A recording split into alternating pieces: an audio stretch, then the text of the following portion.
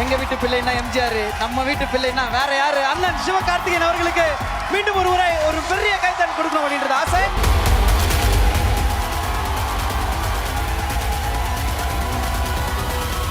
இங்கே வந்திருக்கிற எல்லாருக்கும் ஃபர்ஸ்ட் வணக்கம்.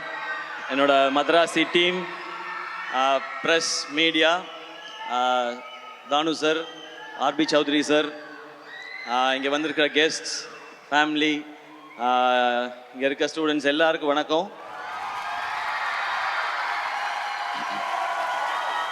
நான் விழும்போது கை கொடுத்து,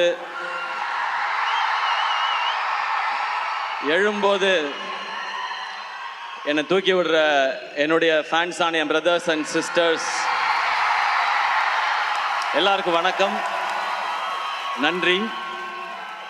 ஃபர்ஸ்ட் எல்லாருக்கும் ஒரு தேங்க்ஸ் சொல்லிக்கிறேன். இதுக்கு முன்னாடி அமரனுக்கு நீங்கள் கொடுத்த வரவேற்புக்கு ரொம்ப பெரிய நன்றி. இது அமரனுக்கு அடுத்த படம் மதராசி. பட் இதுக்குள்ளே போகிறதுக்கு முன்னாடி நான் ஃபஸ்ட்டு யோசிச்சது என்னென்னா, இப்போ நம்ம ஒரு ஃபங்க்ஷன், ஒரு ஈவெண்ட் அப்படின்னா ஸ்டேஜ் முக்கியம், லைட்ஸ் முக்கியம், பெர்ஃபார்மன்ஸ் முக்கியம், இந்த மாதிரி சூப்பரான ஆங்கர்ஸ் முக்கியம். பட் இதெல்லாம் தாண்டி ரொம்ப முக்கியம் க்ரௌட், ஆடியன்ஸ். நீங்கள் இல்லைன்னு வச்சுங்களேன், அதுவும் இப்படி ஒரு இதில் இப்போ ஆடியோ லான்ச்க்கு என்ன ஆயிடுச்சுன்னா, க்ரௌடு முக்கியன்றதை விட அந்த வென்யூ முக்கியமாயிடுச்சு. Sairam college, thank you. நீங்களாம் காலேஜ் வரீங்களோ இல்லையோ, நான் அடிக்கடி வந்துடுறேன் சாய்ராம் காலேஜுக்கு. எனக்கு தெரிஞ்சு நம்ம சார் இருக்காரு, எனக்கு தெரிஞ்சு ஆடியோ லான்ச்சுக்கு ஒரு தனி கோர்ஸ் வந்துடும் நினைக்கிறேன் சாய்ராம் காலேஜில் கொஞ்ச நாளில். ஸோ எனக்கு முன்னாடி வரும்போது ஆடியோ லான்ச்சுக்கு போகிறோம், அங்கே எப்படி இருக்கும் அப்படின்னு தெரிலன்னு இருந்துச்சு. இப்போ சாய்ராமுக்கு போகிறோம், நம்ம இடத்துக்கு போகிறோம், என்ன ஜாலியாக இருக்கும் அப்படின்றது தான் ஃபீல். இது நான் சும்மா நீங்கள் கை தட்டுவீங்க அப்படின்றதுக்கு சொல்லலை. இங்கே இருக்கிற இந்த ஹீட்டில், இந்த வேர்வையில் கடந்த 4 மணி நேரமாக நீங்கள் ஒரு எனர்ஜி கொடுத்துட்ருக்கீங்கல்ல, வேற லெவல். இங்கே இன்னைக்கு மதராசி ஆடியோ லான்ச். இந்த படத்தை பற்றி பேசுகிறதுக்கு முன்னாடி நான் ஒரு சின்ன ஃப்ளாஷ்பேக் மட்டும் போயிட்டு வரேன். 2014 போயிட்டு வரேன். ஒரு 14 வருஷம் முன்னாடி, ஒரு 14 வருஷம் முன்னாடி நான் வந்து ஆங்கராக இருந்த டைம். அப்போ வந்து 7ஆம் அறிவு படம் ரிலீஸ். அப்போ எனக்கு ஒரு ஃபோன் கால் வந்துச்சு, இந்த மாதிரி நீங்கள் 7ஆம் அறிவு படத்தில் வந்து ஆடியோ லான்ச் நடக்குது, அதுக்கு நீங்கள் ஆங்கராக பண்ண முடியுமான்னு. ஏங்க எவ்வளோ பெரிய படம், எவ்வளோ பெரிய பெரிய காம்பினேஷன் இதை நான் பண்ணுறதுக்கு என்ன, உடனே பண்ணுறேன் அப்படின்னு சொல்லிட்டு உடனே ஒத்துக்கிட்டேன். அவ்வளோ எக்ஸைட்மெண்ட் எனக்கு. அப்புறம் ஒரு 2 நாளில் திரும்ப ஃபோன் வந்துச்சு, இல்லைங்க அது கரெக்டாக வராதுன்னு நினைக்கிறேன், அது வந்து ஒரு ஹீரோ வச்சு போகலான்னு முடிவு பண்ணிட்டாங்க, அதனால் நீங்கள் அதில் ஆங்கரிங் பண்ண முடியாது, ஸ்கிரிப்ட் பண்ணுறீங்களான்னு கேட்டாங்க. நான் சொன்னேன், ஏங்க இவ்வளோ பெரிய படத்தில் ஏதாவது ஒரு பார்ட்டாக இருந்தால் கூட எனக்கு ஓகே தான், அதனால் நான் வந்து பண்ணுறேன்னு சொன்னேன். அந்த ஷோ வந்து ஜெய் அண்ணன் ஹோஸ்ட் பண்ணாங்க, எனக்கு அவரை ரொம்ப பிடிக்கும். அதனால் நான் இந்த மாதிரி ஒரு ஈவெண்ட் ஸ்டேஜுக்கு பின்னாடி சைடில் நின்று ஜெய் அண்ணனுக்கு வந்து நெக்ஸ்ட் லிங்க் சொல்லிகிட்டே இருக்கணும். அந்த கேப்பில் வந்து நான் பார்த்தா சூர்யா சார் உட்காந்துருக்காங்க, முருகதாஸ் சார் உட்காந்துருக்காங்க, பக்கத்தில் உதயநிதி ஸ்டாலின் சார் உட்காந்துருக்காரு, செம்ம க்ரௌடு எல்லாமே இருக்குது. அந்த கேப்பில் தான் அது தெரிஞ்சுக்கிட்டே இருந்தது. அதுவே எனக்கு அவ்வளோ சந்தோஷம். அந்த ஆங்கரிங் சான்ஸ் நான் எதிர்பார்த்தது எதுக்கான, இன்றைக்கி ஒரு சான்ஸ் கிடச்சிதுன்னா நம்மளோட திறமையெல்லாம் ஏதாவது காமிச்சு முருகதாஸ் சார் படத்தில் ஏதாவது ஒரு ரோல் வாங்கிடலாமா அப்படின்னு ஆசையோடு தான் வந்தேன். ஆனால் ஸ்டில் அந்த ஷோவை நான் என்ஜாய் பண்ணேன். அப்படியே ஒரு சில வருஷம் கழித்து இன்னொரு ஃபோன் கால் வந்தது. முருகதாஸ் சாரோட ஏஆர் முருகதாஸ் ப்ரொடக்ஷன்ஸில் ஒரு படம் பண்ணுறாங்க, அவருடைய அசிஸ்டண்ட்டை வச்சு நீங்கள் ஹீரோவாக நடிக்கணும்னு சொல்கிறாங்க. அடடே, இதுக்கு தானே நம்ம ஆசைப்பட்டோம், நம்ம ரெடின்னு சொல்லி போனேன். அதுதான் அந்த மான் கராத்தே படம். அந்த படம் ஆடியோ லான்ச்சில் வந்து முருகதாஸ் சார் இருந்தாங்க, சீஃப் கெஸ்ட் வந்து சங்கர் சார். அப்போ நான் பேசும்போது சொல்லியிருந்தேன், நான் இப்போ தான் ஆரம்பிச்சிருக்கேன், என்னைக்காவது ஒரு நாள் நான் வந்து முருகதாஸ் சார் டைரக்ஷனில் நடிக்கணும், சங்கர் சார் டைரக்ஷனில் நடிக்கணும், அதுதான் என்னுடைய ஆசை, அதுக்கு என்னுடைய திறமையும் வியாபாரத்தையும் நிச்சயமாக வளர்த்துக்குவேன்னு சொல்லி பேசியிருந்தேன். அப்போ அந்த ஆடியோ லான்ச் வந்தப்போ, அப்போ தான் அந்த சோஷியல் மீடியா ஆரம்பித்த டைம். அதில் எல்லாருமே நிறையா கிண்டல் பண்ணாங்க. 2 படம் ஓடிடுச்சுன்னா உடனே உனக்கு முருகதாஸ் படம் கேட்குதா, சங்கர் படம் கேட்குதான்னு சொன்னாங்க. ஆனால் அன்றைக்கி ஒரு நம்பிக்கை மட்டும் இருந்துச்சு, விடாமல் உழைச்சா என்றைக்கோ ஒரு நாள் அது நடந்துரும்ன்ற நம்பிக்கை இருந்துச்சு. நீங்கள் கை தட்டிக்கிட்டே இருந்தீங்க, நான் ஓடிக்கிட்டே இருந்தேன். இன்னைக்கு மதராசி ஏஆர் முருகதாஸ் சார் டைரக்ஷனில் நான் ஹீரோ இங்கே நின்று பேசிக்கிட்டு இருக்கேன். இது நான் மட்டும் உழைச்சி அப்படி பண்ணிட்டெல்லாம் கிடையாது. நம்மால் ஒருத்தன் ஓடுறான்டா, அவனை தட்டி கொடுறா, தூக்கிட்டு போகணுண்டான்னு சொல்லி நீங்கள் எல்லாரும் கை தட்டி என்னை தூக்கிட்டு வந்தீங்க, நிற்க வச்சிருக்கீங்க. அந்த எனர்ஜியோட தான் இந்த படத்தில் நான் வேலை பார்த்துருக்கேன். ஏஆர் முருகதாஸ் சார், நீங்கள் வந்து எல்லா ஹீரோஸ்க்கும் உங்களோட நடிக்கணும்னு ஆசை சார். ஏன்னா உங்களுடைய படங்கள் அந்த மாதிரி. உங்களுடைய முதல் படம் தலையோட தீனா, அவருக்கு தலைன்னு டைட்டில் கிடைச்ச படம். அந்த ஃபர்ஸ்ட் ஷாட் ஞாபகம் இருக்கு. அவர் அந்த தண்ணியில் அவருடைய கால் ஷாட் ஒன்று வரும், ஒரு கண்ணாடி ஒன்று உடஞ்சிருக்கு, அதில் அவர் கண்ணு ஷாட் ஒன்று வரும், அது எனக்கு ஞாபகம் இருக்கு. அதுக்கடுத்து நீங்கள் கேப்டனை வச்சு ரமணா பண்ணீங்க. அது வரைக்கும் நம்ம பார்த்த கேப்டன் வேற, ஒரு மாஸ் ஹீரோவாக இருந்த கேப்டனை மாஸ் லீடராக மாற்றினது ரமணா படமும் அவருடைய அந்த லுக்கும் பர்ஃபார்மன்ஸும். அதுக்கப்புறம் கஜினி சொல்லவே வேணாம். சூர்யா சாரை பயங்கரமாக நம்ம ரசிச்சுட்டு இருக்கும்போது அவருக்கு 2 ஷேடு. இந்த பக்கம் வந்து சஞ்சய் ராமசாமின்னு பயங்கர ஸ்டைலிஷாக ஒரு லவர் பாயா ஒரு சைடு, இன்னொரு சைடு அந்த மொரட்டு ஆக்ஷனாக அவருடைய லுக். அதுக்கப்புறம் துப்பாக்கி, அது தமிழ் சினிமாவில் ஹீரோஸோட மாசை ரீடிஃபைன் பண்ண படம். அதில் விஜய் சார் எப்படி இருந்தாங்க, அந்த ஐ எம் வெயிட்டிங்கிறது பயங்கர ஸ்பெஷல். அதுக்கப்புறம் நீங்கள் கத்தி பண்ணீங்க, தர்பார் பண்ணீங்க. அது மட்டும் இல்லாமல் நீங்கள் ஒர்க் பண்ண ஹீரோஸ்லாம் பார்த்தா சூப்பர் ஸ்டார் ரஜினி சார், இந்த பக்கம் சிரஞ்சீவி சார், இந்த பக்கம் மகேஷ் பாபு சார், அப்புறம் ஆமீர் கான் சார், சல்மான் கான் சார், இந்த வரிசையில் சிவகார்த்திகேயனையும் சேர்த்துக்கிட்டதுக்கு ரொம்ப தேங்க்ஸ். எனக்கு இதெல்லாம் ரொம்ப சர்ரியல் மூமெண்ட் சார். இதெல்லாம் நான் இதுக்கு ஆசைப்பட்டு வரல. ஆனால் இந்த மாதிரிலாம் என்னைக்காவது நடக்கும்னு ஒரு துளி நம்பிக்கையோடு தான் இந்த மேடைக்கு வந்தேன். இதில் நான் இங்கே தமிழ்நாட்டு மக்கள் எல்லாருக்கும் எவ்வளோ பெரிய நன்றி சொன்னாலும் பத்தவே பத்தாது. முருகதாஸ் சாரோட எனர்ஜி, அவருடைய கதை சொல்கிற விதம், இது வந்து தமிழ்நாட்டு மக்கள் எல்லாருக்குமே ரொம்ப பிடிச்சது. எனக்கு இன்னொரு பர்சனலாக ஒரு கனெக்ஷன் இருக்குது. முருகதாஸ் சார், உங்கள் பேரில் என் அப்பா பேரும் இருக்குது, அது ஒரு கனெக்ஷன். என் அப்பாவுக்கு ரொம்ப பிடிச்ச இயக்குனர் நீங்கள். ரமணா அவருக்கு ரொம்ப ரொம்ப பிடிக்கும். ஐ திங்க் இன்னைக்கு அப்பா இருந்தால் பயங்கர ஹாப்பியாக இருந்திருப்பாங்கன்னு நினைக்கிறேன். இப்படி ஒரு டேரக்டரோட நம்ம பையன் ஒர்க் பண்ணுறான்னு சொல்லி. உங்களோட படத்தில் இருக்க விஷுவல் ஆகட்டும், ஹீரோயிசம் ஆகட்டும், சாங்ஸ் ஆகட்டும், பஞ்சஸ் ஆகட்டும், ஃபைட் எல்லாமே ரொம்ப ஸ்பெஷல் சார். இது நீங்கள் ஒரு இன்டர்வியூவில் சொல்லியிருந்தீங்க, என்கிட்டையும் சொன்னீங்க. இந்த கதை ரொம்ப வருஷத்துக்கு முன்னாடி எஸ்ஆர்கேக்கு சொன்னேன் அப்படின்னு சொன்னீங்க. இந்த எஸ்ஆர்கே பண்ண வேண்டிய படம் இந்த எஸ்கே பண்ணதே ஒரு பெரிய பெரிய பாக்கியம் சார். இது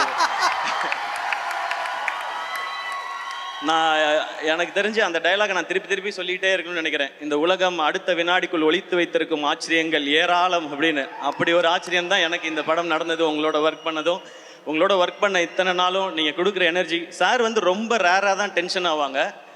ஏன்னா ரொம்ப கூல், கரெக்டாக வேலை நடந்தால் போய்ட்டேன். அப்படி சாரையே டென்ஷன் ஆக்குற குரூப் இருக்காங்க இங்கே, அவரோட ஏடிஸ். ஸோ உங்களுக்கும் உங்கள் டீமுக்கும் ரொம்ப பெரிய நன்றி. இது பெரிய ஜேர்னி. சாரோட நம்மளால் நிறையா பேச முடியாது. ஏன்னா சார் ரொம்ப ரொம்ப சீனியர். நான் 10th படிச்சுட்டு இருக்கும்போது சாரோட ஃபஸ்ட்டு படம் வந்துச்சு. இன்றைக்கி என் பொண்ணு 7th படிச்சுட்டு இருக்கா. ஸோ அதனால் அந்த ஒரு டிஃப்ரென்ஸ் இருக்குது. அது பட் உங்கள் ஏடி டீமோட தான் சார் நிறையா டைம் ஸ்பெண்ட் பண்ணிட்டே இருப்பேன். அது ஒரு செம்ம எனர்ஜி. அது இந்த படம் மொத்த எக்ஸ்பீரியன்ஸுமே எனக்கு செம்மையான எக்ஸ்பீரியன்ஸ். அண்ட் நீங்கள் இந்த படம் ஆரம்பிக்கும் போது ஒரு ஜாலியாக அழகாக சிம்பிளாக அப்படியே லவ் போய் அப்படியே ஆக்ஷனுக்கு மாற்றிருக்காங்க. நான் ஒன்றுமே யோசிக்கல. நான் சார் என்ன சொல்கிறாங்களோ அதை கேட்கணும்னு நினச்சேன். அண்ட் முதல்ல சார் வந்து படம் பண்ணலான்னு சொன்னப்போ எனக்கு பயங்கர எக்ஸைட்மெண்ட்டாக இருந்துச்சு. சார் சூப்பர் சார், ரொம்ப தேங்க்ஸ் சார் அந்த ஆப்பர்ச்சுனிட்டிக்குன்னு. நான் கதை இன்னொரு நாள் சொல்கிறேன்னு சொன்னாங்க. அந்த கதை கேட்க போகிற அன்னைக்கு நான் ஃபஸ்ட்டு போய் சாருக்கு ஃபஸ்ட்டு சொல்லணும்னு நினச்சது, சார் எனக்கு வந்து தீனா மாதிரி, ரமணா மாதிரி, கஜினி மாதிரி, துப்பாக்கி மாதிரி ஒரு படம் வேணும்னு நான் கேட்கவே கூடாதுங்கிறதுல ரொம்ப கிளியராக இருந்தேன். ஏன் அப்படின்னா நான் ஏன் படங்களை பார்ட் 2 எடுக்கவே ரொம்ப யோசிப்பேன். நான் இது வரைக்கும் ரீமேக் பண்ணதில்லை 23 படத்தில். அப்படி இருக்கும்போது அதெல்லாம் தமிழ் சினிமாவோட ஐகானிக் ஃபிலிம்ஸ். அதை திருப்பி பண்ணணும்னு நினைக்கிறதே தப்பு. நான் ரசித்த படங்கள் அது. பட் அதில் இருக்க இம்பேக்ட் கொடுக்குற அளவுக்கு ஒரு கதை இருக்குன்றதை தான் நான் நம்பிக்கையோடு போனேன். ஸோ அந்த ஃபர்ஸ்ட் ஹாஃப் சொல்லி முடித்தோடனே, இன்டர்வல் கேட்டோடனே எனக்கு பயங்கர குஷி ஆகிடுச்சு. அப்புறம் செகண்ட் ஹாஃப் வந்து உங்களுக்கு ஐடியா மட்டும் நான் இன்னொரு நாள் சொல்கிறேன்னு சொல்லி இந்த நரேஷன்லாம் ஒவ்வொரு நாளும் செம்மையாக இருந்துச்சு. அது ஷூட்டிங் ஸ்பாட் எதுவாக இருந்தாலும் சார் ஒரு அழகான ஸ்மைலோடே இருப்பாங்க. நான் ரொம்ப பெரிய டைரக்டர், நீ ஜூனியர் அப்படின்றதெல்லாம் அவங்க கொடுக்கவே இல்லை. ஒரு ஹீரோ அப்படின்னா அவங்களுக்கு என்ன ரெஸ்பெக்ட் கொடுக்கணுமோ அதை தெளிவாக கொடுத்தாங்க. அதனால தான் சார் இன்றைக்கும் ஒரு டாப் டைரக்டராக இருந்துகிட்டே இருக்காங்கன்னு நினைக்கிறேன். தேங்க்யூ ஸோ மச் சார், இந்த படத்துக்கும், இந்த ஜேர்னிக்கும், இந்த எக்ஸ்பீரியன்ஸ்க்கும். இப்போ அப்படியே நான் டீமில் ஒவ்வொருத்தருக்காக வரேன். நான் ஆரம்பிக்கிறதுக்கு முன்னாடி ப்ரொடியூசர் அவங்கள பற்றி பேசுகிறேன். திருப்பதி பிரசாத் சார். இப்போ நீங்கள் பார்த்தீங்க, அவர் வந்து வேட்டி சட்டை போட்டு ரொம்ப சிம்பிளாக சாதாரணமாக இருக்கார். அவர் அப்படி கிடையாது. திருப்பதியில் பாதி அவரோட தான் சார். நம்ம வந்து சார் ரொம்ப கஷ்டப்பட்டு இந்த படம் பண்ணுது சார் எனக்கு தெரியும் சார், திருப்பதியில் நீங்கள் எப்படின்னு எனக்கு தெரியும் சார் அப்படின்வேன். சார் வந்து திருப்பதியிலேருந்து எப்போ வந்தாலும், எனக்கு திருப்பதி கோயிலும் லட்டும் ரொம்ப ரொம்ப பிடிக்கும். எப்போ வந்தாலும் அந்த லட்டு வாங்கிட்டு வருவார். எனக்கு லட்டு நான் ஆசையாக வாங்குறத பார்த்துட்டு எவ்ரி டைம் வரும்போது சார் லட்டு கொடுக்குதோ துட்டு எப்போ சார் கொடுக்குதோ அப்படின்னு சொல்லி நான் கேட்பேன். ஃபர்ஸ்ட் லட்டு கொடுக்குதோ அப்புறமா துட்டு கொடுக்குதோ அப்படின்னு சொல்லுவார் அவர். அவரோட பேசுகிறதே ரொம்ப ரொம்ப ஸ்வீட்டான ஒரு எக்ஸ்பீரியன்ஸ். அவர் ஒரு பயங்கரமான ஆள். அது உங்களுக்கு இந்த படம்லாம் பார்த்தீங்கன்னா தெரியும். இப்படி ஒரு படத்தை இப்படி எடுக்கணும்னு நினச்சது. ஸோ இந்த படத்துக்கு நீங்கள் செலவு பண்ணியிருக்கிறது அது எல்லாமே ஃபஸ்ட்டு பேசும்போது இந்த காம்பினேஷன் அமைக்கிறது வந்து இது மாவீரன் ஷூட்டிங் நடந்துட்டு இருக்கும்போது ஆரம்பித்தது இந்த ஜேர்னி. அப்போ நமக்கு இருந்த வியாபாரத்துக்குள்ளே ஆனால் முருகதாஸ் சார் இதில் அகாமடேட் பண்ணணும், எல்லாருக்கும் சேலரி கொடுக்கணும், ஒரு படத்துக்கும் செலவு பண்ணணும். நான் அவர்கிட்ட சொன்னது அதான், எனக்கு சேலரி பேசிக்காக என்ன சேலரியோ அதை கொடுங்க சார், நீங்கள் படத்துக்கு செலவு பண்ணுங்கள் சார், அப்புறமா ப்ராஃபிட் வரும்போது நான் அதில் ஷேர் பண்ணிக்கிறேன் சார்னு சொன்னேன். சூப்பர் சார், நல்லா சொல்லிச்சு சார், நம்ம இப்படி பண்ணது சார் அப்படின்னு சொல்லி சூப்பராக பண்ணார். பட் படத்துக்கு அவர் எந்த குறையும் வைக்காமல் அப்படி பண்ணியிருக்காரு. என்னை நல்லா பார்த்துக்கிட்டீங்க sir. Thank you so much sir Prasad sir. And படத்தோட டெக்னீஷியன்ஸ் வந்துடுறேன். சுதீப் எலமெண்ட் டிஓபி. இப்போ சார் சொன்னார்ல விரல் வந்து கட் ஆகிடுச்சின்னு சொல்லி, உண்மையிலே தான் நான் ஹாஸ்பிட்டலில் போய் பார்க்குறேன், இந்த விரல் போயிடுச்சு சார் அப்படின்னாரு. விரல் போயிடுச்சா, என்ன சாதாரணமாக சொல்கிறீங்க, அது விடுங்க அது பிரச்சனை இல்லை அப்படின்னு. நம்ம ஷூட் பண்ணிட்டு இருக்கும்போது அவரை பார்த்தோன்னா திடீர்னு கேமரா பக்கத்தில் இருக்க மாட்டார். எங்கடா காணோம் அப்படின்னு பார்த்தா 2 சிகரெட்டை இழுத்துட்டு அந்த குடுமையை அள்ளி முடிஞ்சாருன்னா கேமரா வச்சுட்டு சிவதாண்டவம் ஆடிடுவார். அந்த மாதிரி ஒரு ஆள் அவர். அண்ட் நான் ரோப்பில் இருக்கேன். இப்போ இந்த படத்தில் வந்து அபே வந்து என்ன பண்ணுவாப்னா, சார் ஷார்ட் ரெடி சார் அப்படின்னு கூப்பிட்டு போவாப்ல. அந்த ஷார்ட் எல்லாம் எப்படி இருக்குன்னா 80 அடி ஹைட்டில் ரோப்பில் தொங்குறது, 60 அடி ஹைட்டில் ரோப்பில் தொங்குறது. நான் அந்த ஒரு பாலத்தில் இருந்து சார் பாலத்தில் ஷார்ட் சார்னு சொல்லி தூக்கி இந்த பாலத்துலேருந்து நீங்கள் குதிக்கிற மாதிரி ஷார்ட். ஐயோ ஆக்ஷன்னா இந்த அளவுக்கு ஆக்ஷனாவாக இருக்கும், அந்த மாதிரி இருக்கும். ஒரு ஷார்ட்டில் நான் இப்போ சார் சொன்ன ஷார்ட் தான், நான் மேலே ரோப் கட்டி ஏறிட்டே இருக்கேன். பக்கத்தில் அவரும் ரோப்பில் வந்து என்னை தாண்டி போயிட்டு இருக்காரு. சேட்டா எந்த இவடே என்ன ஷாட்டு ஒரு சாயா அடிக்குமோ அப்படின்னா சொல்ல, ஃபஸ்ட்டு டைவ் அடிக்கும் அப்புறமா சாயா அடிக்கும் அப்படின்வாரு. அந்த மாதிரி ஒரு ஒரு ரொம்ப அட்வென்ச்சரஸான ஒரு ஆள் Sudeep element. But Crazy working with you brother. அதுவும் ஃபைட்டு அவரும் கெவினும் சேர்ந்து எடுத்திருக்க விதம் டெஃபினட்டாக நீங்கள் லவ் பண்ணுவீங்க. இப்போ ட்ரெய்லர் பார்க்குற எல்லாருமே ஆக்ஷன் சூப்பராக இருக்குன்னு சொல்கிறாங்க. Kevin and Stephen great job, thank you. அதுக்கப்புறம் art director Arun, Maaveeran work பண்ணவர். மாவீரனில் நீங்கள் பார்த்த எல்லாமே மேக்ஸிமம் செட்டு தான், அதெல்லாம் ஒர்க் பண்ணவர் அவர் தான். இன்றைக்கி அந்த படத்துக்கு ஒரு பெரிய வரவேற்பு இருக்குது. மாவீரன் அப்படின்னா ஒரு ஸ்பெஷல் ஃபிலிமாக வச்சுருக்காங்க. அதுக்கப்புறம் இந்த படத்தில் சேர்ந்தது ரொம்ப ரொம்ப சந்தோஷம். And artist Vikranth brother, Shabeer brother, இவங்களோடலாம் ஒரு சூப்பர் எக்ஸ்பீரியன்ஸ். அண்ட் இந்த படத்தில் பிஜு மேனன் சார் நடிக்கிறாருன்னா பயங்கர எக்ஸைட் ஆகிட்டேன். ஏன்னா எல்லார் மாதிரியும் நானும் ஐயப்பனும் கோஷியமுக்கு பயங்கரமான ஃபேன். அதுலேயும் அந்த செருப்பை கழட்டி விட்டுட்டு ஒரு ஷாட் போவார்ல, அதெல்லாம் பார்த்து நம்ம பயங்கர பேஜாராயிருக்கோம். ஷூட்டுக்கு வருவார், அவர் ஷூட்டில் நடந்து வரும்பொழுது வந்து ஹாய் ஹலோ அப்படின்னு சொல்லுவார். நமக்கு பக் பக்குன்னு இருக்கும். அந்த மாதிரி ஒரு வாய்ஸு, ஒரு ப்ரெசன்ஸ். பட் பேசினா ஒரு ஒரு ஒரு க்யூட்டான ஒரு பேபி, அவ்வளோ நல்ல ஹார்ட் அவருக்கு. இந்த படம் பண்ணிகிட்டு இருக்கும்போது நான் ப்ரொடக்ஷனில் ஒரு படம் ரிலீஸ் ஆச்சு, இல்லை கொட்டுக்காளி ரிலீஸ் ஆச்சு. அப்போ அவர் என்கிட்ட வந்து சொன்னார், டக்குன்னு வந்து படம் ரிலீஸ் இல்லை அப்படின்னாரு. ஆமாம் சார், கேரளாவில் என்ன ப்ரமோஷன்னாலும் என்னை கூப்பிடுங்க, நான் வந்து பண்ணித்தரேன் அப்படின்னாரு. Thank you so much sir. Your ஒரு கிரேட் பர்சன் சார். உங்களோட ஒர்க் பண்ணது, கற்றுக்கிட்டது, வாய்ஸை எப்படி ஒரு சீனுக்கு யூஸ் பண்ணுங்கிறத நான் அவர் நடிக்கும்போது பார்த்துக்கிட்டே இருந்தேன். Thank you so much sir. இந்த படத்தில் நீங்கள் நடித்தது, உங்கள் கூட நான் நடித்தது எனக்கு ரொம்ப ரொம்ப சந்தோஷம் சார். அண்ட் இந்த படத்தில் ராஜேஷ்ன்னு சொல்லிட்டு எனக்கு இந்த கேரக்டருக்காக ஆக்டிங் ட்ரெயின் பண்ணி கொடுத்தார் ராஜேஷ். அவர் இந்த படத்தில் நடிச்சும் இருக்காரு.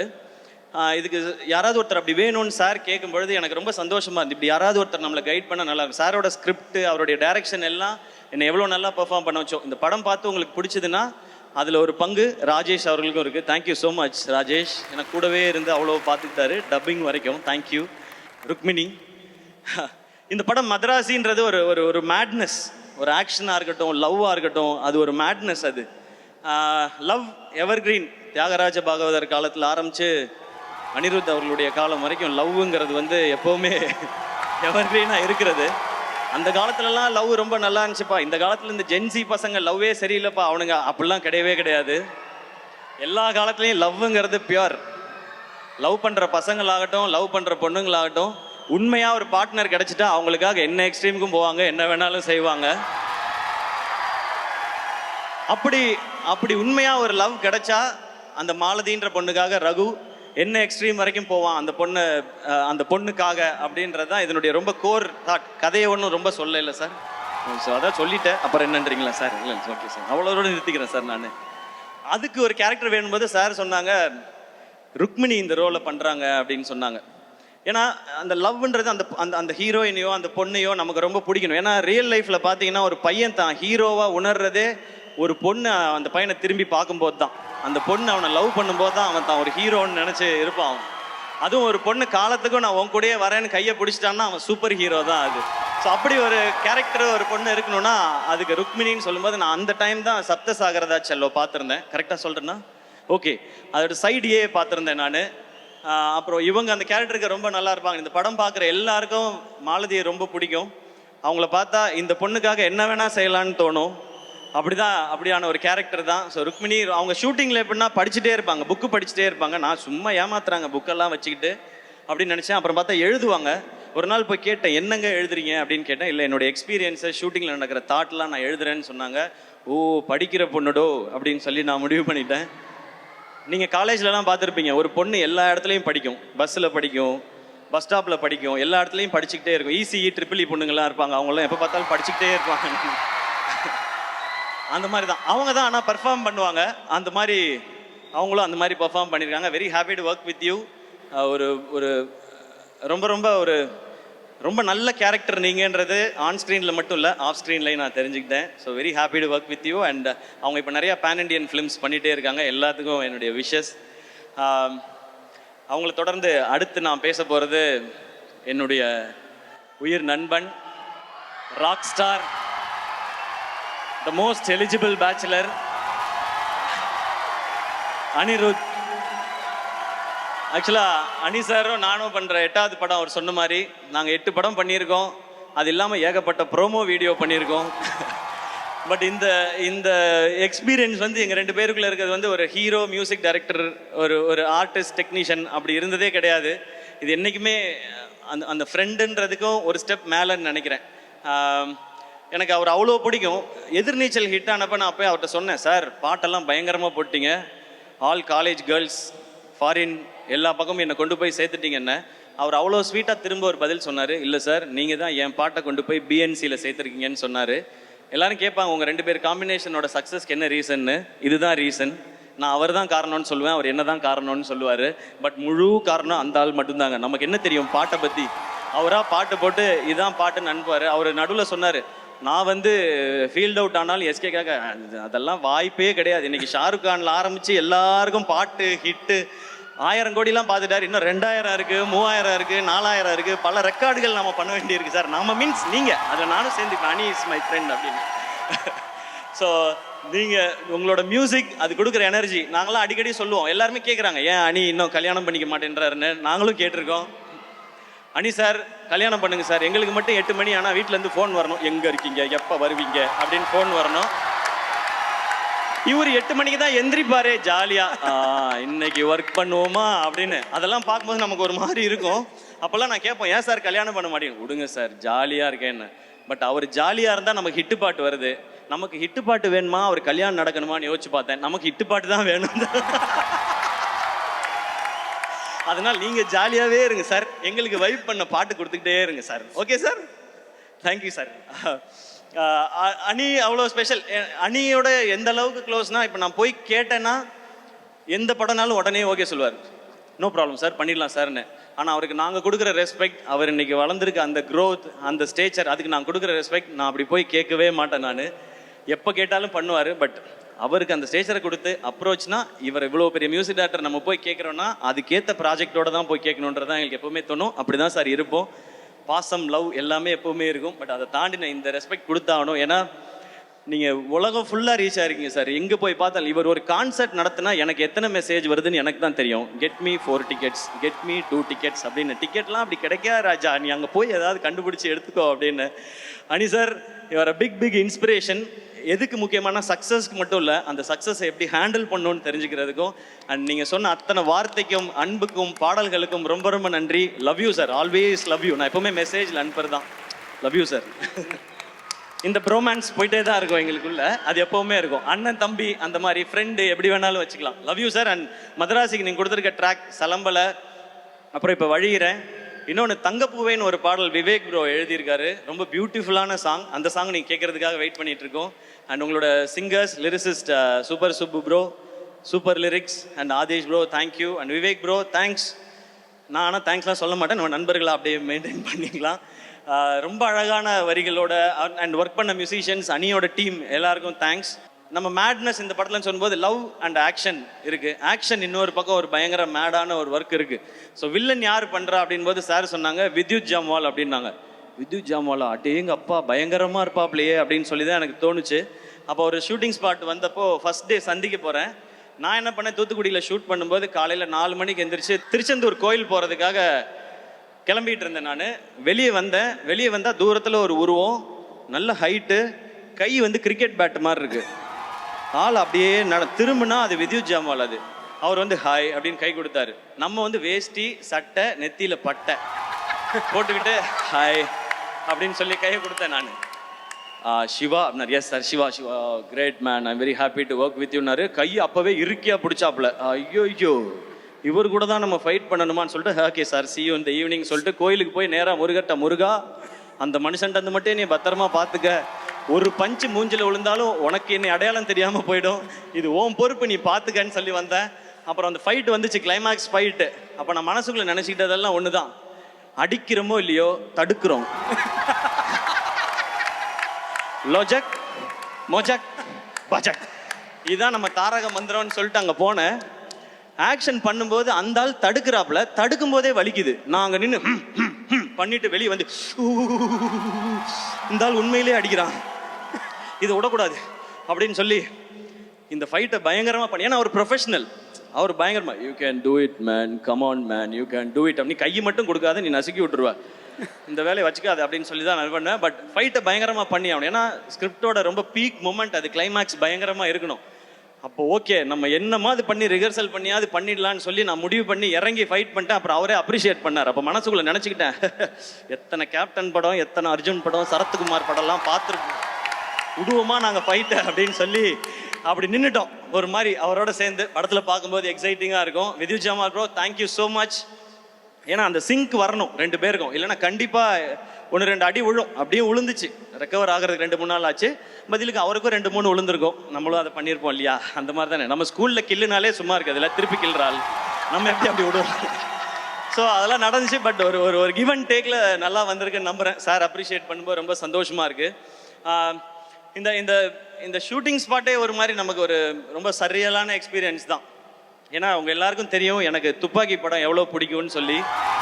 நான் அந்த டைமில் போட்ட ட்வீட் ஒன்று இருக்குது, இன்னைக்கு தேதியில் கையில் துப்பாக்கி வச்சுருக்கவனோட துப்பாக்கி டிக்கெட் வச்சுருக்கவன் தான் பெரிய ஆள், I got the FDFS ticket I சேன்னு சொல்லியிருப்பேன். அந்தளவுக்கு எனக்கு அந்த படம் பிடிக்கும். அந்த படம் ட்ரெய்லர் வரும்போதே எனக்கு அவ்வளோ ஆர்வம். இப்போ ஷூட்டிங்கில் யோசிச்சு பாருங்கள், எனக்கு இந்த பக்கம் துப்பாக்கி டைரக்டர், இந்த பக்கம் துப்பாக்கி வில்லன், நடுவில் நம்ம, அண்ட் இதுக்கு நடுவில் வந்து விஜய் சார் வந்து அவரோட ஒரு சீன் நமக்கு துப்பாக்கி கொடுக்குற மாதிரி. இதை எதிர்பார்த்து அன்னைக்கு அந்த ட்வீட் நான் போடலை, சார் படத்தில் நடிப்பேன்னு நினச்சி நான் போடல, இதெல்லாம் நடக்கும்னு நினச்சி போடல. இது கடவுளும் நீங்களும் கொடுத்தது, இப்படி தான் நடக்கணும்னு நீங்கள் முடிவு பண்ணியிருக்கீங்க, அதுபடி போயிட்டுருக்கு. ஸோ இது அத்தனைக்கும் உங்கள் எல்லாருக்கும் நான் நன்றி சொல்லணும்னு நினைக்கிறேன். அண்ட் இவ்வளோ தூரம் அதை பேசிட்டதுனால அந்த ஒரு மேட்ரை இங்கே பேசிடலான்னு நினைக்கிறேன் நான். ஏன்னா இவ்வளோ தூரம் அப்படியே நார்மலாக தான் இருந்துச்சு, சரி அது வேணுமா வேணாமான்னு மைண்டுக்குள்ளே ஓடிக்கிட்டே இருக்குது. பட் துப்பாக்கி இதெல்லாம் பேசியாச்சு, அதனால் நான் அதையும் பேசிடுறேன். இந்த விஜய் சாரோட இந்த சீன் நடித்ததுக்கப்புறம் நிறைய பேருக்கு ரொம்ப சந்தோஷம், ரொம்ப அழகாக இருக்கேன் இந்த சீனுன்னு சொல்லி. நான் அதை பார்க்குற விதம் வந்து நல்லா பண்ணுற தம்பி, நீ இதை இன்னும் நல்லா பண்ணுன்னு அவர் தட்டி கொடுக்குறதா தான் நான் பார்த்தேன். ஆனால் ஒரு சிலர் என்ன சொல்ல ஆரம்பிச்சிட்டாங்கன்னா, இவர் வந்து அடுத்த தளபதியாக பார்க்குறாரு, இவர் வந்து அந்த தளபதியாக பார்க்குறாரு, இந்த தளபதியாக பார்க்குறாரு, குட்டி தளபதி, திடீர் தளபதி அப்படிலாம் சொல்கிறாங்க. நான் சொல்லிக்கிறது ஒன்றே ஒன்று தான், நான் அப்படி நினைக்கிற ஆளாக இருந்தால் அவரும் என்கிட்ட துப்பாக்கியை கொடுத்துருக்க மாட்டார், நானும் வாங்கியிருக்க மாட்டேன். அண்ணன் அண்ணன் தான், தம்பி தம்பி தான். இந்த லெவல்லையே நான் இதை புரிஞ்சுக்கிட்டு இப்படி தான் இருக்கணும்னு நான் நினைக்கிறேன். இதை இந்த மேடையில் தெளிவாகவும் சொல்லிக்கிறேன். ஏன்னா எங்கெங்கேயோ சொல்லி பார்த்தேன், அதை சிலர் விடுறதா இல்லை. இப்போ என்ன சொல்கிறாங்கன்னா, இவர் வந்து அவருடைய ரசிகர்களை பிடிக்கணும்னு நினைக்கிறார். அப்படிலாம் யார் ரசிகர்களையும் யாரும் பிடிச்சிட முடியாது ராஜா. ரசிகர்ன்றது ஒரு பவர், ஒரு பவர் அது. விஜய் சார் வந்து இன்னைக்கு நான் படம் லாஸ்ட் படம் நடிக்கிறேன், அடுத்து அரசியலுக்கு போகிறேன் போது பின்னாடியே அவரோட நின்று போகிறாங்க. தலை அஜித் சார் மன்றத்தை கழிச்சு ரொம்ப வருஷம் ஆச்சு. நீங்க மன்றத்தை கிளைச்சாலும் பரவாயில்ல, நாங்க உங்க கூட தான் நிப்போன்னு நிக்கிறாங்க. இந்த பக்கம் கமல் சார், அவர் மாதிரி பெர்ஃபார்ம் பண்ண இந்தியாவிலே ஆள் கிடையாது. அவர் வெற்றி தோல்வி இதெல்லாம் விட்டுட்டு உண்மையான கலைஞன், என்னோட கலைஞன், உலகநாயகன் கூட இன்னமும் நிக்கிறாங்க. இந்த பக்கம் சூப்பர் ஸ்டார் ரஜினிகாந்த் சார் 50 வருஷமா சூப்பர் ஸ்டாரா நிற்கும் போது அவங்களோட நிக்கிறாங்க. இந்த மாதிரி தான் அடுத்திருக்க Suriya sir, Vikram sir, Simbu sir, Dhanush sir, இவங்க எல்லாருக்கும் ரசிகர்கள் இருக்கிறாங்க. அப்படி போய் அவங்க ரசிகர்களை நம்ம எடுத்துக்க முடியாது. நம்ம ரசிகர்களை சம்பாதிக்கணும். என்னோட ஸ்ட்ரென்த்துக்கு நான் ஏதோ ஒரு 13 வருஷம் போராடி விழுந்து எந்திரிச்சு கஷ்டப்பட்டு நான் கொஞ்சம் பேரை சம்பாரிச்சிருக்கேன் இங்க.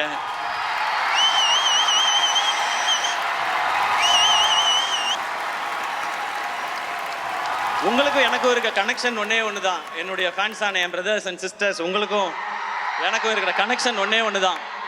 நான் நல்லா இருக்கணும், என் குடும்பம் நல்லா இருக்கணும், நான் ஜெயிக்கணும்னு நீங்கள் நினைக்கிறீங்க, அதே தான் நானும் நினைக்கிறேன். நீங்கள் நல்லா இருக்கணும், உங்கள் குடும்பம் நல்லா இருக்கணும், நீங்களும் வாழ்க்கையில் ஜெயிக்கணும்னு நான் நினைக்கிறேன். இவ்வளோதான் நமக்குள்ளே இருக்க பாண்டிங். இதுக்குள்ளே 1000 விமர்சனம் வரும், அதை பற்றி நம்ம கவலைப்பட வேணாம். நல்ல விமர்சனங்கள் வந்தால் நம்மளை திருத்திக்கிறதுக்கு எடுத்துப்போம். தேவையில்லாத, ஏன்னா விமர்சனங்கள் பார்க்காத ஆளே கிடையாது. சச்சின் டெண்டுல்கர் எல்லாருக்கும் பிடிச்சவர் தான். அவர் என்ன சொன்னாங்க, 90s வந்தாலே நர்வஸ் ஆயிடுவாரு, அவர் அவுட் ஆயிடுவார். டேய் 100 அடிச்சவனாடா, 90 வந்தா நர்வஸ் ஆகுறான், என்னடா பேசுறீங்கன்றது இருக்கும். இந்த பக்கம் இப்போ வந்தா ஒரு IPL கொஞ்சம் ஒரு மாதிரி இருக்கும்போது தோனி அவரை பத்தி, அவர் எதுக்குங்க, இதுக்கு என்னங்க ஏதுன்னா, 5 IPL cup Chennai super Kings அடிச்சிருக்கு. இது போய் நீங்க இவர் இருக்கலாமா போலாமான்னு. ஸோ அப்பேற்பட்ட சாதனை பண்ண அவருக்கே விமர்சனங்கள் வருதுன்னா, நம்ம இப்பதான் ஆரம்பிச்சு போயிட்டு இருக்கோம். நம்ம மேலே விமர்சனங்கள் வரும், அதுல நல்லதை எடுத்துப்போம். என்ன நம்ம மேல புதுசா விமர்சனம் வருது. நான் ஏதாவது ஒரு படம் நல்லா இருக்குன்னு கூப்பிட்டு பாராட்டணும், இதோ இவர் பாராட்டுறாருப்பா இந்த படத்தை அப்படின்றாங்க. அவங்களுக்கு நம்ம என்ன பதில் சொல்ல முடியும்? நல்லது பண்றதுக்கு நாங்க ஏன்டா யோசிக்கணும், இதை இப்படியே நாங்க பண்ணிட்டு போயிட்டே இருக்கோன்றதான் நம்ம சொல்லணும்னு நினைக்கிறோம். அதனால இதுக்குள்ள உண்மையிலே நம்ம இந்த தவறை திருத்திக்கிட்டா நல்லா வரலான்ற விமர்சனங்கள் இருக்கும். அதை நம்ம கரெக்டாக கிராப் பண்ணிக்கணும். சோஷியல் மீடியாவில் எதையாவது சொல்லுவாங்க, முகம் தெரியாத ஆட்கள் நம்மளை ஏதாவது நம்ம கான்ஃபிடென்ஸ் உடைக்க நினைக்கிறாங்கன்னா அதுக்கு நீங்கள் முதல்ல இதாகிடாதீங்க. ஏன்னா நம்மளுடைய இலக்கு இங்கே யாரையும் போட்டியாக நினைக்கிறது இல்லை, யாரையும் ஜெயிக்கிறது இல்லை, அன்பை சம்பாதிக்கிறது. நான் உங்களை சம்பாரிச்ச மாதிரி நீங்கள் என்ன சம்பாரிச்ச மாதிரி, இதுதான் நம்மளுடைய மெயின் மோட்டிவாக இருக்கணும். ஒரே ஒரு இன்சிடென்ட் மட்டும் சொல்லிடுறேன். அமரன் படம் டிவியில் டெலிகாஸ்ட் ஆச்சு.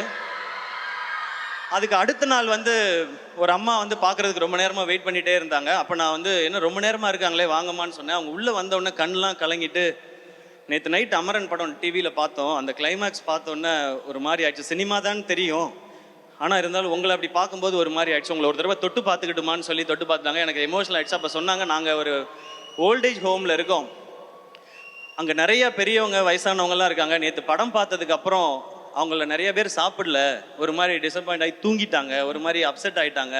அவங்ககிட்ட நீங்கள் ஃபோனில் பேச முடியுமான்னாங்க. நான் வீடியோ கால் போடுங்கன்னு. வீடியோ காலில் நிறைய பேர் பேசினாங்க. அவங்கெல்லாம், அப்பா நீ நல்லா இருக்கியாப்பா, அவங்க குடும்பம்லாம் நல்லா இருக்காப்பா, நேற்று படம் பார்த்தோம் ஒரு மாதிரி இருந்துச்சுன்னு சொல்லிட்டு அதில் 2 பேர் டக்குன்னு இனிமேல் இந்த மாதிரி கிளைமேக்ஸ்லாம் வச்சு நீ நடிக்கக்கூடாது சரியா அப்படின்னு சொல்லி அதட்டினாங்க. அப்போ தான் நான் புரிஞ்சுக்கிட்டேன். எப்போவுமே எல்லாரும் சொல்கிறாங்க, நான் நம்ம வீட்டு பிள்ளைன்றது வெறும் டைட்டில் மட்டும் இல்லை, அவங்க அப்படி தான் நினைக்கிறாங்கன்றத அந்த செகண்ட் உணர்ந்தேன். நான் உழைக்கிறதுக்கு மேலே ஒரு அன்பை நீங்கள் கொடுத்துக்கிட்டே இருக்கீங்க, அந்த அன்புக்கு மேலே நான் உழைக்கணும்னு ஓடிக்கிட்டே இருக்கேன். இது மட்டும்தான் என் மைண்டில் இருக்குது. இன்னும் கடுமையாக உழைச்சிட்டே இருப்பேன். நீங்களும் அதே மாதிரி இருங்க. இன்றைக்கி ரொம்ப தூரத்தில் இருந்தெல்லாம் நிறைய பேர் வந்திருக்கீங்க, என்னுடைய தம்பிகள் எல்லாம் வந்திருக்கீங்க, தங்கச்சி தம்பிகள் எல்லாம். திரும்ப பத்திரமா வீட்டுக்கு போங்க, எதை பற்றியும் கவலைப்படாதீங்க. ஏன்னா லைஃப்பில் சக்ஸஸுங்கிறது இந்த பாக்ஸ் ஆஃபீஸ் நம்பர்ஸ் அது வர்றது அது இல்லவே இல்லை. அது நம்ம எவ்வளோ அன்பை சம்பாதிக்கிறோன்றது ஒரு பக்கம். இன்னொன்று, நம்ம தோற்றுருவோமோன்னு எல்லாருக்குள்ளேயும் ஒரு பயம் இருக்குல்ல, அந்த பயம் எப்போ இவன் ஜெயிச்சிருவானோன்னு மற்றவனுக்கு மாறுதோ அதுதான் உண்மையான சக்ஸஸ். இதை மைண்டில் வச்சுக்கோங்க. நம்ம ரொம்ப தூரம் பயணிக்க வேண்டியது இருக்குது. சேர்ந்து நிறைய நல்ல விஷயங்களையும் செய்வோம் நம்மளால் முடிஞ்சதை. அண்ட் அண்ணன், நீங்கள் ஆக்ஷன் படம் பண்ணுங்கன்னு கேட்டுகிட்டே இருந்தீங்க. முருகதாஸ் சார் டைரக்ஷனில், அனிருத் மியூசிக்கில், இப்படி ஒரு ஸ்ட்ராங் டீமோட ஒரு ஆக்ஷன் என்டர்டெய்னர் செப்டம்பர் 5th வருது மதராசி. தேட்டரில் என்ஜாய் பண்ணுங்கள். இன்றைக்கி பத்திரமா ஊருக்கு போங்க, எல்லோரும் சாப்பிட்டு போங்க. நாளைக்கு போயிட்டு ஆனந்த் அண்ணன்ட்டையும் மோகன் அண்ணன்ட்டையும் நீங்கள் தகவல் சொல்லணும். நான் காத்திருப்பேன் காலையில் நீங்கள் சொல்லுவீங்கன்னு. வேறு யாரையாவது மிஸ் பண்ணியிருந்தா மன்னிச்சிருங்க. And thank you lovable friends, N brother and sister 2 பேருக்கும் thank you for all the love and support. And இந்த ஈவெண்ட்டை சிறப்பாக நடத்தின மொத்த டீமுக்கும் அண்ட் மேனேஜர்ஸ் மொத்த எல்லாருக்குமே என்னுடைய ரொம்ப ரொம்ப நன்றி. Love you. செப்டம்பர் 5th 5, 6, 7 3 நாள் ஹாலிடேஸ் தியேட்டரில் என்ஜாய் பண்ணுங்க. இந்த படம் உங்க எல்லாருக்கும் பிடிக்கும் நான் நம்புறேன். Love you all.